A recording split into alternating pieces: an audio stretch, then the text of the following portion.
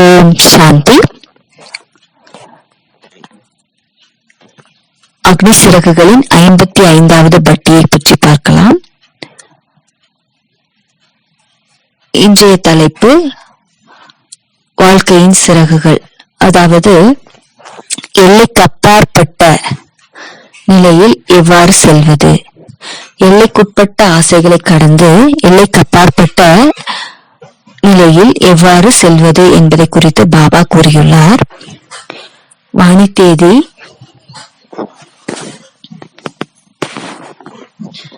December 5, 1984. இந்த முரளியில் பாபா இச்சா மாத்திரம் அவித்யா என்ற வார்த்தையை பற்றி கூறியுள்ளார். இந்த வார்த்தை இந்தியில் கூறப்பட்டுள்ளது. அதாவது ஆசை என்றால் என்னவென்றே தெரியாத நிலை, எல்லைக்குட்பட்ட ஆசைகளுக்கு அப்பால் எவ்வாறு நாம் செல்ல வேண்டும் என்பதை பற்றி பாபா பேசியுள்ளார். இந்த முரளியில் பாபா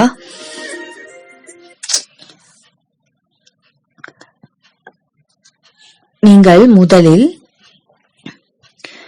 இந்த தீய குணங்களை முழுமையாக வென்றவராக மாற வேண்டும் என்று கூறியுள்ளார். இந்த முரளியில் பாபா 5 வகையான தீய குணங்களை பற்றி பேசியுள்ளார். அவை பொதுவாக காமம், கோபம், பற்று,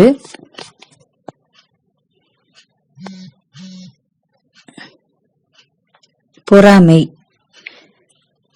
மேலும் வேறு என்ன உள்ளது, பேராசை மற்றும் ஈகோ என்பதை கூறலாம். பாபா ஒவ்வொருவருடைய மனநிலையிலும் பொதுவாக அறியப்படும் இந்த 5 வகையான தீய குணங்களை பற்றி பேசியுள்ளார். பாபா கூறுகிறார், நீங்கள் இந்த விஷயங்களை முழுமையாக மாற்ற வேண்டும். பாபா உலக மாற்றத்தின் சேவையில் ஈடுபட்டுள்ள குழந்தைகளை பார்த்து கொண்டிருந்தார். பாபா, நீங்கள் அனைவரும் அந்த ஒருவரின் கரங்கள் என்று கூறியுள்ளார். நீங்கள் அந்த அன்பையும் சக்தியையும் பரப்பக்கூடியவர்களாக இருக்கிறீர்கள். இன்றைய முரளியிலிருந்து பிரித்தெடுக்கப்பட்ட ஒரு சொல் உள்ளது. அது கைட் என்ற வார்த்தையாக உள்ளது. இதை தனித்தனியாக பார்த்தோம் என்றால், கைட் என்பதில் ஜி என்பது எதை குறிக்கிறது என்றால், நாம் உலகத்தினருக்கு வழிகாட்டியாக இருக்கக்கூடியவர்கள், உலக மாற்றத்தின் பணியில் ஈடுபட்டுள்ளவர்கள். பாபா நம் அனைவரையும் மூத்த சகோதரர்கள் என்று கூறுகிறார். மூத்த சகோதரர்களின் பொறுப்பு என்ன? அவர்கள் தங்கள் இளைய சகோதரர்களை வழி நடத்தக்கூடியவர்களாக இருக்கிறார்கள். அவர்கள் இளைய சகோதரர்களுக்கு வழிகாட்டுதல்களை வழங்குகிறார்கள். மூத்த சகோதரர்கள் என்பவர்கள் முன்மாதிரியாக, அதாவது எக்ஸாம்பிளாக திகழக்கூடியவர்கள். அவர்கள் தங்கள் பெற்றோரைப் போலவே செயல்படுகிறார்கள். பெற்றோர்கள் சில சமயங்களில் இளைய சகோதரர்களை புரிந்து கொள்ள மாட்டார்கள். அவர்கள் புரிந்து கொள்ளாத சூழ்நிலையிலும் மூத்த சகோதரர்கள் அவர்களை புரிந்து கொள்ளக்கூடியவர்களாக இருப்பார்கள். அவர்கள் இளைய சகோதரர்களுக்கு வழிகாட்டியாக செயல்படுகிறார்கள். அடுத்ததாக யூ என்பது அண்டர்ஸ்டாண்டிங் என்பதை குறிக்கிறது. மூத்த சகோதரர்கள் இளைய சகோதரர்களை புரிந்து கொள்ளக்கூடியவர்களாக இருப்பார்கள். அடுத்ததாக ஐ என்பது இன்ஸ்பிரேஷனல், அதாவது அவர்கள் இளைய சகோதரர்களுக்கு ஒரு இன்ஸ்பிரேஷனாக திகழக்கூடியவர்களாக இருப்பார்கள். அவர்கள் தங்களுடைய எல்லைக்குட்பட்ட ஆசைகளை வென்றவர்களாக இருந்தால் மட்டுமே அவர்களுக்கு இன்ஸ்பிரேஷனாக திகழ முடியும்.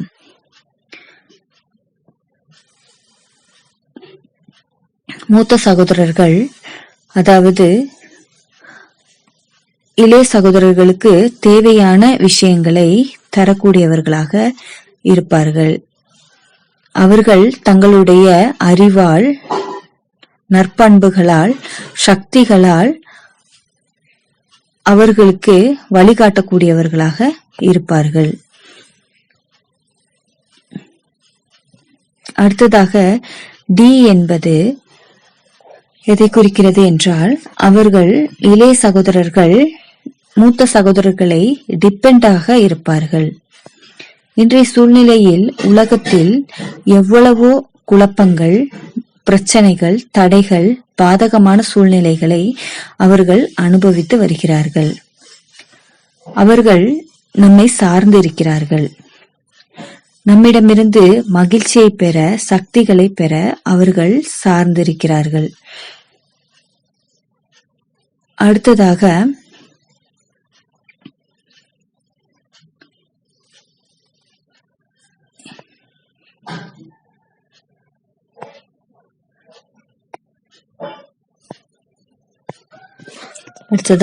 இ என்பது என்கரேஜிங், அதாவது ஊக்கமளிக்கக்கூடிய செயலை பற்றி குறிப்பிடுகிறது.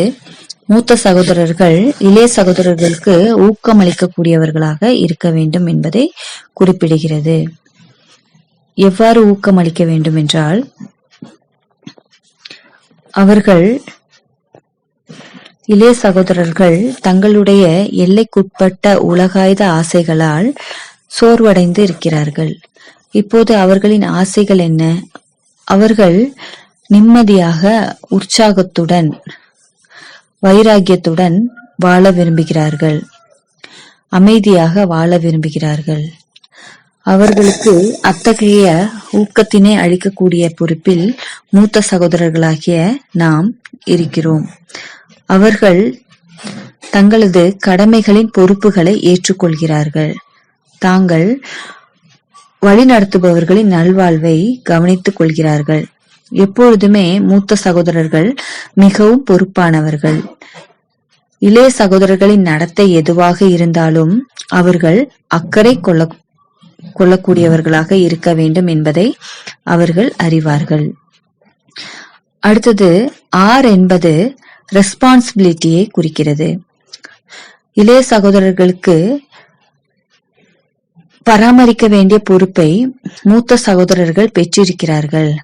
அவர்கள் இளைய சகோதரர்களின் நடத்தை, அணுகுமுறை, வேறு எதையும் வைத்து ஒரு பொழுதும் அவர்களுக்கு எந்த ஒரு தீர்ப்பையும் வழங்க மாட்டார்கள். ஏனென்றால் அவர்கள் ரெஸ்பான்சிபிலிட்டி உடையவர்களாக விளங்குகிறார்கள். இங்கும் உலக மக்களின் சூழ்நிலைகள், மக்களின் அணுகுமுறை எதுவாக இருந்தாலும் உலகிற்கு நாம் பொறுப்பு. சில சமயங்களில் மக்களின் நடத்தை நமக்கு நன்மையை அளிக்கக்கூடியதாக இல்லை என்பதை நாம் காணும்போது கூட நமது நடத்தை நாம் எவ்வாறு இருக்க வேண்டும் என்பதை நமக்கு நினைவூட்டக்கூடியதாக இருக்க வேண்டும். ஏனென்றால் அவர்களின் நலவாழ்வுக்கு நாமே பொறுப்பாக இருக்கிறோம். மூத்த சகோதரர்களாகிய நாமே வழிகாட்டியாக இருக்கிறோம்.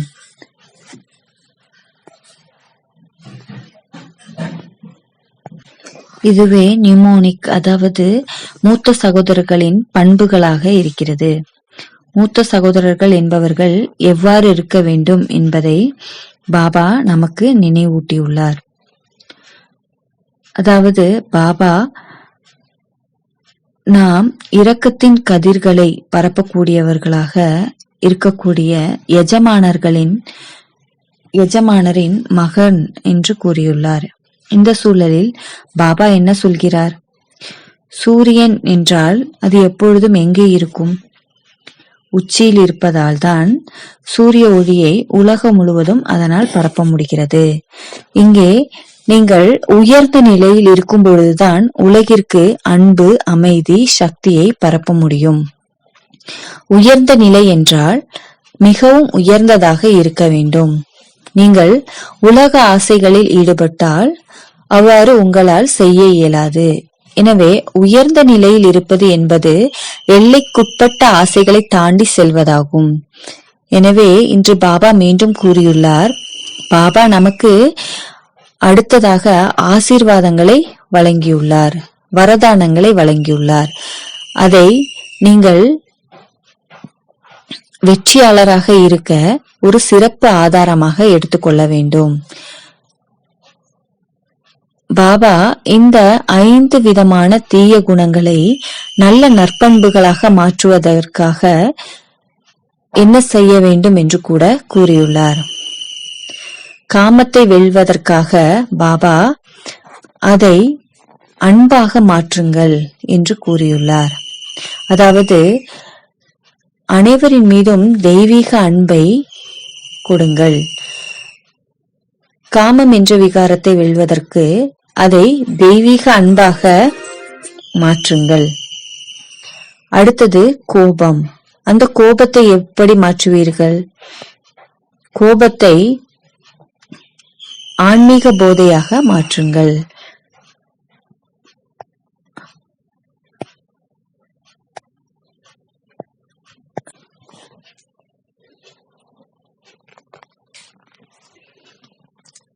அதாவது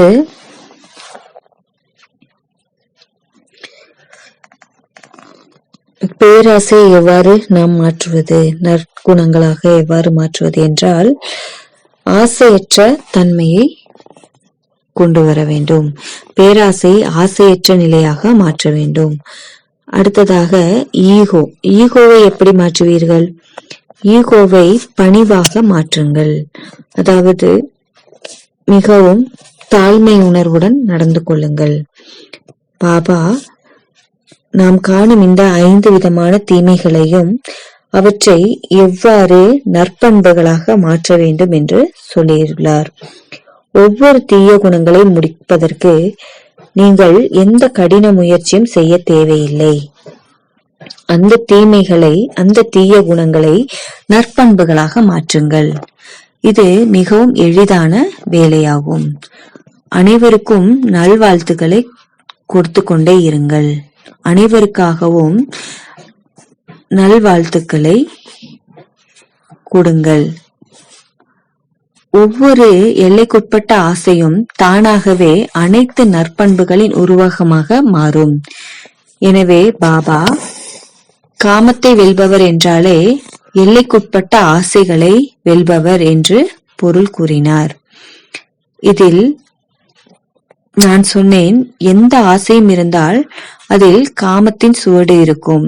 நீங்கள் மிகவும் ஆழமான மட்டத்தில் சோதித்தால் இந்த ஆசைகள் எழுவதற்கு காரணம் காமத்தின் சுவடாக இருக்கலாம். இப்பொழுது நாம் காமத்தை வென்றவர்களாக ஆகிவிட்டோம் என்று நினைக்கிறோம். உங்களுக்கு தெரிந்த அனைத்தையும் கடந்துவிட்டோம். அனைத்து தீமைகளின் பெரிய வடிவத்தையும் கடந்துவிட்டோம். பெரிய பெரிய விஷயங்களை எல்லாம் கடந்துவிட்டோம். ஆனால் உண்மையில்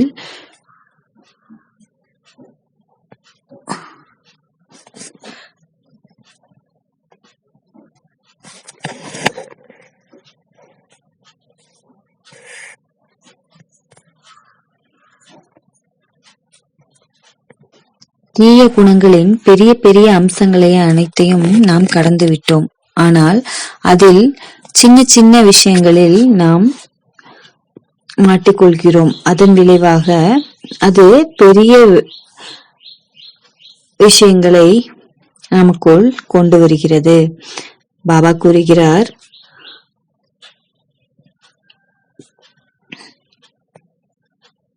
ஆத்ம உணர்வு நிலையில் நீங்கள் நிலை பெறத் தொடங்கினால் நீங்கள் மிக எளிதாக எல்லா விஷயங்களையும் கடந்து செல்வீர்கள்.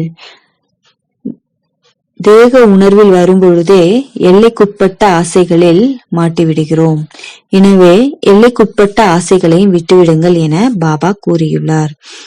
எல்லைக்குட்பட்ட ஆசைகள் உங்களிடம் இருந்தால் இளைய சகோதரர்களின், அதாவது உலகாயுத மக்களின் எல்லைக்குட்பட்ட ஆசைகளை நீங்கள் நிறைவேற்ற முடியாது. ஏனெனில் நீங்கள் உங்கள் ஆசைகளையே நிறைவேற்ற இயலாத பொழுது எப்படி நீங்கள் உங்களுடைய இளைய சகோதரர்களின் ஆசைகளை நிறைவேற்ற முடியும்? எனவே நீங்கள் முதலில் உங்கள் ஆசைகளை, உங்கள் எல்லா ஆசைகளையும் விடுவிக்க வேண்டும். ஆசை என்றால் என்னவென்றே அறியாத நிலையை நீங்கள் அடைய வேண்டும். அப்பொழுது மட்டுமே நீங்கள் மற்றவர்களின் ஆசைகளை நிறைவேற்ற முடியும். இன்றைய முரளியிலும் பாபா மன்மனா பவ நிலையில் நீங்கள் எப்படி இருக்க வேண்டும் என்று கூறியுள்ளார்.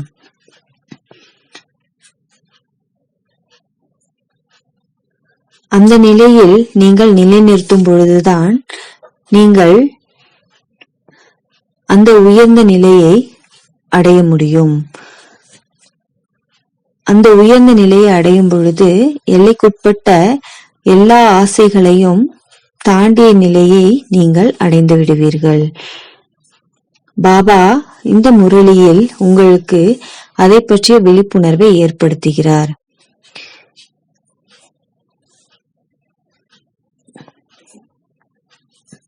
எல்லைக்குட்பட்ட ஆசைகளிலிருந்து நம்மை நாமே விழித்தெழ செய்யும் பொழுதுதான் நாம் அந்த ஆத்மாக்களை, உலகாயுத ஆத்மாக்களை விழித்தெழ செய்ய முடியும். நாம் ஆத்ம உணர்வு நிலையில் இருப்பது போல நம்மில் நிலை பெற்று கொண்டால் அந்த நிலையில் நாம் அவர்களையும் நிலைநிறுத்த முடியும். அதாவது கடவுளை அடைந்த பிறகு நம்மால்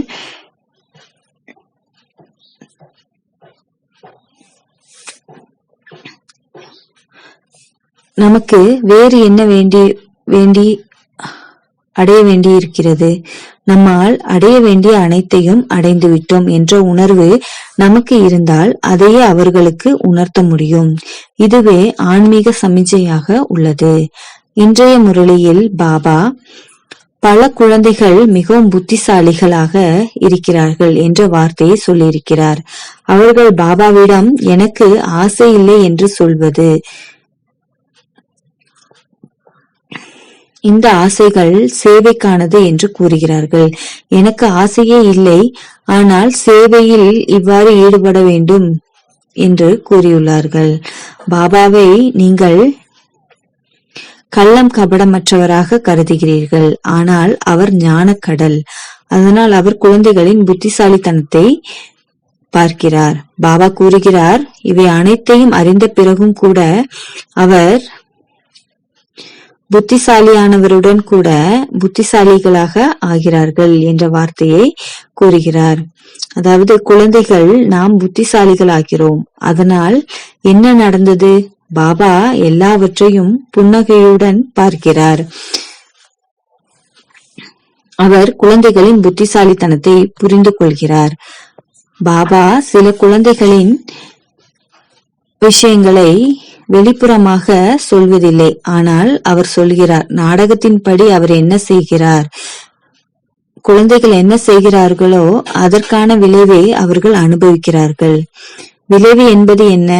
அவர்கள் குழப்பத்தை அனுபவிக்கிறார்கள். அவர்களின் மனதில் குழப்பம், அவர்கள் தற்காலிகமாக மனதில் அமைதியின்மையை அனுபவிக்கிறார்கள். அவர்கள் திருப்தியாக இருக்க வேண்டும், ஆனால் நிரந்தரமாக அந்த திருப்தி என்பதை அவர்கள் அனுபவிப்பதில்லை. எனவே இதன் விளைவு சுய வாழ்க்கையிலும் ஏற்படுகிறது, சுயத்திலும் ஏற்படுகிறது. நம் வாழ்க்கையில் அந்த நிரந்தர மனநிறைவை அனுபவிக்கவில்லை என்றால் நாம் எல்லாவற்றிலும் புத்திசாலியாகி வருகிறோம் என்று எவ்வாறு புரிந்து கொள்வது? இப்போது நாம் நம்மையே சரிபார்க்க வேண்டும். பாபா கூறுகிறார், நான் எல்லாவற்றையும் கண்டுபிடித்தேன் என அவர்கள் சொல்கிறார்கள். ஆனால் பாபாவிற்கு எல்லாம் தெரியும் என்று அவர்கள் சொல்கிறார்கள். ஆனால் பாபா எல்லாருடைய மனதில் உள்ளதையும் அவர் அறிந்து கொள்வதில்லை. பாபா எனக்கு அது வேண்டும், எனக்கு இந்த ஆசை இருக்கிறது என்று கூறுகிறார்கள். பாபா முரளியில் கூறியதை நாம் அறிந்த பிறகும் நம் இதயத்தில் இந்த மாதிரியான ஆசைகள் இருக்கும் பொழுது எவ்வாறு அதை கடந்து செல்வது? தந்தையை விட அழகானவர்கள் இந்த உலகத்தில் இல்லை. தந்தையை விட மதிப்பு மிக்கவர்கள் இந்த உலகத்தில் எதுவுமே இல்லை. எனவே உலகத்தில் 2 விஷயங்கள் மட்டுமே உள்ளன. ஒன்று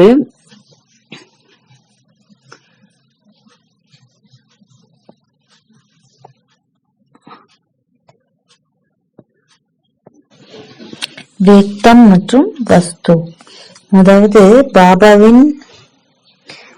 பாபாவை விட மதிப்பு மிக்க மற்றும் அழகான முக்கியமான விஷயங்கள் எதுவுமே இல்லை. அப்படியானால் நம் புத்தி ஏன் இங்கேயும் அங்கேயும் விரும்புகிறது? நாம் ஏன் இங்கேயும் அங்கேயும் தடுமாறுகிறோம்? ஆசைகளால், அதாவது உலகாயுத ஆசைகளால். அதனால்தான் பாபா அந்த ஆசைகளை முடிக்க வேண்டும் என்று சொல்கிறார்.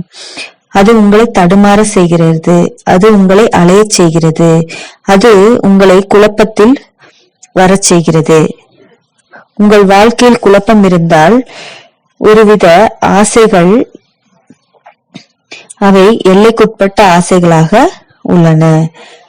அடுத்தது நீங்கள் பார்த்தீர்கள் என்றால் அது எல்லைக்கு அப்பாற்பட்டது. நீங்கள் எல்லைக்கு அப்பாற்பட்ட சேவை செய்ய வேண்டும் என்று பாபா கூறியுள்ளார். நீங்கள் எல்லைக்கு அப்பாற்பட்ட சேவையாளராக மாற வேண்டும். அதற்கு நீங்கள் ஆசைகளை துறந்தவராக இருக்க வேண்டும். அடுத்ததாக உங்கள் இளைய சகோதரர்களுக்கு நீங்கள் அமைதி மற்றும் சக்தியின் அதிர்வுகளை வெளிப்படுத்துங்கள். பாபாவில் உள்ள அமைதியை நீங்கள் உலகிற்கு வெளிப்படுத்த தொடங்கினால் காலம் உங்கள் ஆசிரியராக மாறாது என்று பாபா கூறுகிறார். அடுத்ததாக பகவத்கீதையிலிருந்து எடுக்கப்பட்ட சில குறிப்புகளை நான் எடுத்துக்கொண்டேன். இந்த தீமைகளை, அதாவது தீய குணங்களை நாம் எவ்வாறு வெல்ல முடியும்? வரையறுக்கப்பட்ட ஆசைகளுக்கு அப்பால் நாம் எவ்வாறு செல்ல முடியும்? எனவே முதல் பாயிண்ட், கீதையில் முதல் சொல் வந்தது, அதாவது யோகு கோஸ்லம். உங்கள் ஆசைகளை முடிப்பதற்கான அர்த்தம், நீங்கள் உங்கள் கடமைகளை முழு கவனத்துடன் செய்ய வேண்டும். நீங்கள் உங்கள் கடமைகளை முழு கவனத்துடன் செய்தால் நீங்கள் வழக்கமாக சேவை அல்லது வேறு எந்த கடமையையும் செய்யும் பொழுது எந்த எதிர்பார்ப்புகளையும் நீங்கள் அனுபவிக்க மாட்டீர்கள். நீங்கள் தெய்வீக கருவியாக, ஆன்மீக கருவியாக செயல்படும் பொழுது நீங்கள் எந்த வலையிலும் சிக்க மாட்டீர்கள். இரண்டாவது விஷயம் என்னவென்றால் சத்குணம். நீங்கள் தூய்மையான குணத்தை உள்வாங்கும் பொழுது தானாகவே வரையறுக்கப்பட்ட, அதாவது எல்லைக்குட்பட்ட ஆசைகள், ரஜகுண, தமகுணம்,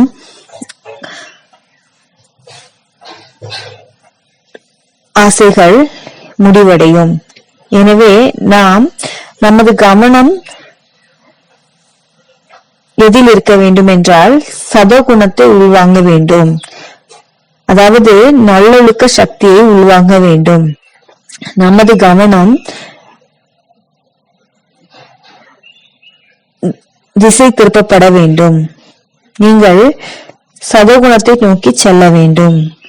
மூன்றாவதாக ஜானுக் என்ற சுய ஞானத்தில் வருகிறது, அதாவது சுய உணர்தல் பெற்றவராக நீங்கள் இருக்கும் பொழுது சுயத்திற்கும் இந்த உடலுக்கும் உள்ள வித்தியாசத்தை நீங்கள் உணரும் பொழுது உங்கள் ஆசைகள் தானாகவே முடிவடையும். அடுத்ததாக பயோக் என்ற சொல் வருகிறது. அது பக்தியை குறிக்கிறது.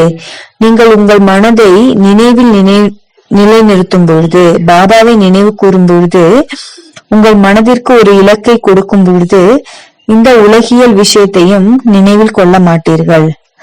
ஆசைகள் கடந்த நிலையை அனுபவம் செய்வீர்கள். பாபாவின் நினைவால் உங்களுக்கு அமைதி, சக்தி, மனநிறைவு இவை அனைத்துமே கிடைக்கும். எனவே நீங்கள் உங்கள் மனதை பாபாவின் நினைவில் நிலைநிறுத்த வேண்டும். அடுத்த பாயிண்ட், அதாவது உள்ளொழுக்கம் என்று அழைக்கப்படுகிறது. நீங்கள் அதாவது அகநோக்கு உடையவராக மாற வேண்டும். வெளிப்புற விஷயங்களில் ஈடுபடக்கூடாது. நீங்கள் உங்களுக்காக ஒரு ஒழுக்கத்தை உருவாக்கும் பொழுது உங்களுடைய உலக ஆசைகளும் முடிவடைகின்றன. ஏனெனில் இந்த பாதையில் நீங்கள் ஒரு ஒழுக்கத்தை உருவாக்கியுள்ளீர்கள். அடுத்ததாக பரிக்ரா, அதாவது சமத்துவம் அல்லாத ஹோதி. இது இன்பத்தையும் துன்பத்தையும் நாம் லாப நஷ்டமாக கருத வேண்டும். யோகி ஆத்மாக்கள் எப்போதும் குளிர்காலமாக இருந்தாலும் கோடை காலமாக இருந்தாலும் அவற்றை ஒன்றாகத்தான் அனுபவம் சொல்வார்கள். அவை ஒன்று போலவே அவர்களுக்கு தோன்றும். எனவே நமக்கு எந்தவிதமான வழி, இழப்பு, லாப நஷ்டங்கள் ஏற்பட்டாலும் அவற்றை நாம் சமமாக கருத வேண்டும். அது துன்பமாக இருந்தாலும் சரி, லாபமாக இருந்தாலும் சரி, அனைத்தும் கடந்து போகும். இதுவும் கடந்து போகும். அடுத்த பாயிண்ட், நித்ரு, அதாவது கர்மம், அதாவது நிலையான பயிற்சி செய்வதன் மூலம் அர்ஜுனனுக்கு சொல்லப்படுகிறது, நிலையான பயிற்சியின் மூலம் உங்கள் மனதை கட்டுப்படுத்தலாம், வெற்றி அடையலாம் என்று. எனவே பயிற்சியின் மூலம் சரியான செயல்கள், சரியான எண்ணங்கள், சரியான விஷயங்களை தொடர்ந்து மீண்டும் மீண்டும் செய்வதன் மூலம் நீங்கள் இந்த பிணைப்புகளிலிருந்து, எல்லைக்குட்பட்ட விஷயங்களிலிருந்து பாதுகாக்கப்படுகிறீர்கள்.